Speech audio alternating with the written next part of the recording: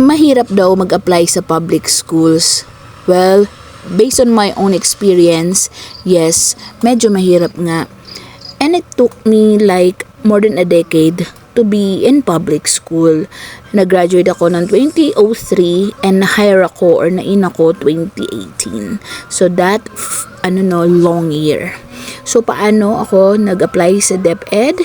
Well, kailangan ko munang bumitaw sa aking private schools na pinagtuturuan kasi kailangan ko talaga mag-focus to be able to complete my requirements. Kasi yung number one na requirements pa lang, which is yung LET nga, 'di ba? Kasi napakahirap kong mag-take ng LET noon. I mean, hindi pa ako naka-take ng LET exam nung nag-graduate kasi ako ay hindi tama yung pangalan ng ginagamit ko sa school, sa birth certificate ko. So, yun pa lang, no, dun pa lang nahirapan na talaga ako. It took me nga a decade para maasikaso yun. Pero hindi ko pa rin siya na-change name. So, ang ginawa ko, ginamit ko na lang yung original name ko, which is yung ginagamit ko ngayong name. And then, after that, ng 2017, I decide na mag-take na ng LET exam using my name sa birth certificate. So, yun na lang pinaasikaso ko sa school na pinag-graduatean ko.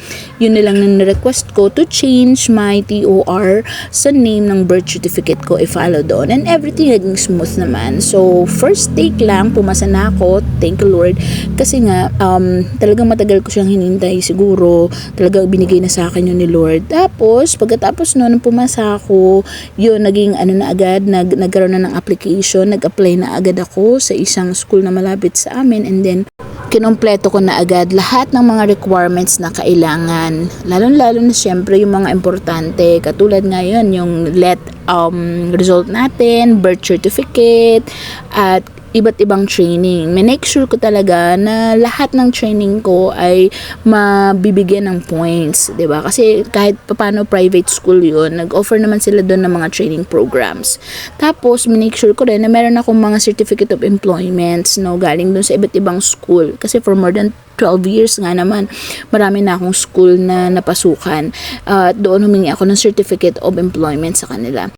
Then, nag-undergo ako ng interview, ng demonstration, at ng exam. So, lahat ng iyon, nagkaroon naman ako ng points. And sa total RQA ko, ako ay nag-garner yata ng 73 or 72. No? Basta rank 3 ako sa overall applicants sa TLE. Kaya naman, nagkaroon na ako agad ng items noon.